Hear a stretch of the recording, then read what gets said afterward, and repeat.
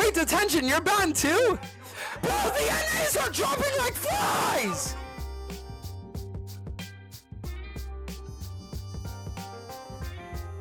So, for the past month or so, there's been a bunch of Western streamers playing on the Korean League of Legends server. It's widely regarded as the hardest server to climb on, packed with some of the best players in the world, all playing on insanely low latency. Getting Challenger rank here is pretty much the pinnacle of non-professional League of Legends. Things have been going pretty smoothly for the streamers until Monday this week, when almost all of them got simultaneously banned, and it seems like all of this was because of one streamer, TF.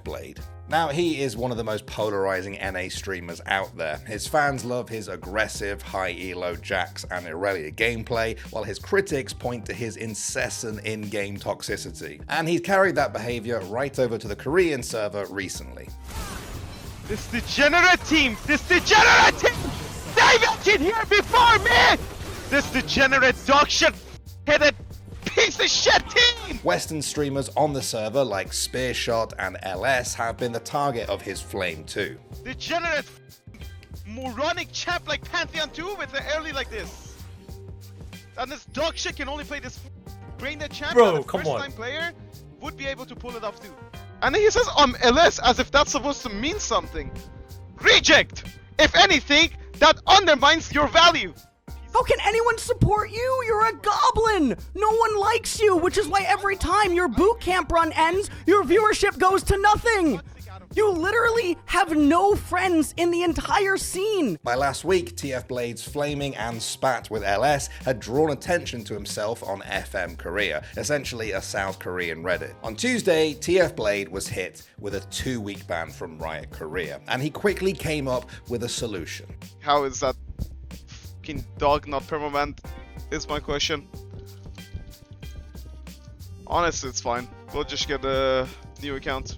Buy a Korean League account.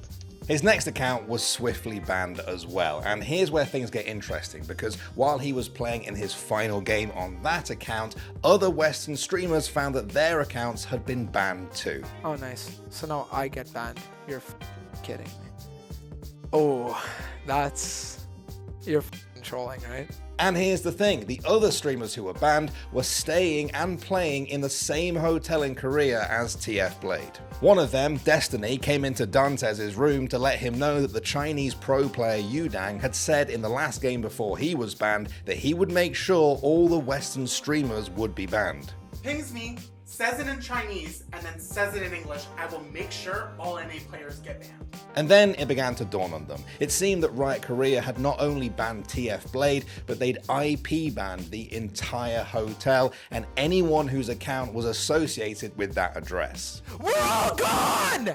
We're all... Okay, but it's because Alois is in this hotel too, no? What if they're just permabanning? We're getting our asses IP banned, legit. In total, 7 streamers were permabanned: Dantes, Yamato, Detention, Alois, Value, Cenarius, and TF Blade. So the obvious question among all the chaos that was happening, well, why were the other streamers other than TF Blade banned? Well, the working theory is that when Riot saw TF Blade using new accounts that weren't his to try and get around the ban, they did what they normally do in this situation. They IP banned him. But of course, the other streamers' accounts were also linked to that IP, so they ended up taking collateral damage from his ban. Now, this is only a theory, as Riot Korea didn't confirm to the streamers that they had issued an IP ban, only that they would not be reinstating the accounts at that time. TF Blade seemed far from remorseful in a tweet where he claimed that he cannot control himself from not flaming or trolling bad players and will not apologize regardless of if they are a pro or not. He said it was absurd of Riot Korea to manually ban every account associated with the same IP address as their hotel, and that he wouldn't have gone on another account if he'd known they punished the other streamers. He defended flaming in general, saying League is a competitive game full of emotions and that Riot is inconsistent with who they punish. Finally, he said it was unfair to punish his fellow streamers for him getting banned. There was some side drama going on too, with a tweet from LS in which he seemed to suggest TF Blade may face charges for online verbal harassment and identity theft over using an account that's not his. Dantes suggested that LS was almost willing this into existence because of his recent drama with TF Blade. Where Dantes also misunderstood what was going on there, where a lot of people seem to think that I was trying to make something happen towards TF Blade. And like I clarified multiple times, I tried to actually make it so that something like that didn't happen by warning TF Blade, because I don't believe in canceling someone over not doing like absolutely horrible things or something like that. In the days since, the streamers have tried with varying success to get their accounts back. Dantes had a second account permabanned and has now decided to play on Japan's server instead, aiming to reach Masters with no losses. But others, like Alois, have got their accounts back with the help of others, with LS seemingly suggesting T1 CEO Joe Marsh had something to do with it. So, what can we learn from all of this? Well, some people have suggested that the streamers could have avoided all of this by going through the proper channels and obtaining official Riot accounts from Riot Korea. Now, to make a normal Korean account, you need to link it to an official South Korean government ID. Now, most Western streamers don't have that, of course, so they tend to use accounts owned by others, and so technically shouldn't be playing on the Korean server at all. Now, Riot Korea tends to overlook this though, as most Western streamers are left alone when they visit to play if they don't cause too much trouble. The argument here though is this all could have been avoided if the streamers went through the proper channels, because most likely their Riot accounts would not have been banned in this situation. Dantes pushed back on this on Twitter though, claiming that streamers' official Riot accounts have also been banned and that this is clearly just a case of targeted banning. Essentially, it looks like Riot Korea usually overlooks foreign streamers playing on non-legit accounts if they don't cause too much of a stir. But TF's behavior put a spotlight on the streamers and kind of forced Riot's hand.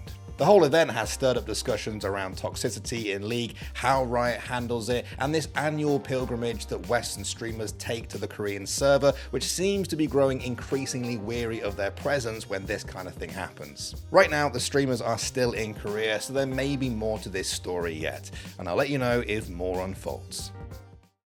The way TF Blade's been talking and behaving on stream, you know, it's no different to how he would be in North America or Europe, and yet you see how quickly Riot Korea just dropped the bomb, just level the whole thing.